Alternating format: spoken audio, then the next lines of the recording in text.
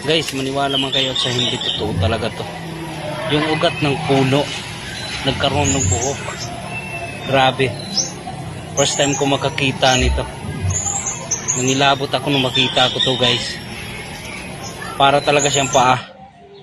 Para siyang binti ng tao, may buhok. Ayan oh. Kitang kita. Grabe. First time ko makakita nito, guys.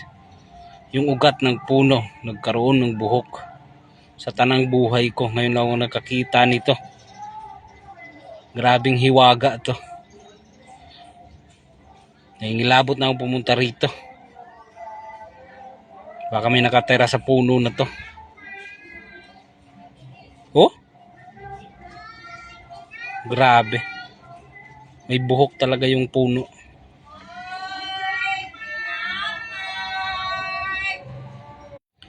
Ugat talaga ng puno yan, guys. Oh, tingnan nyo.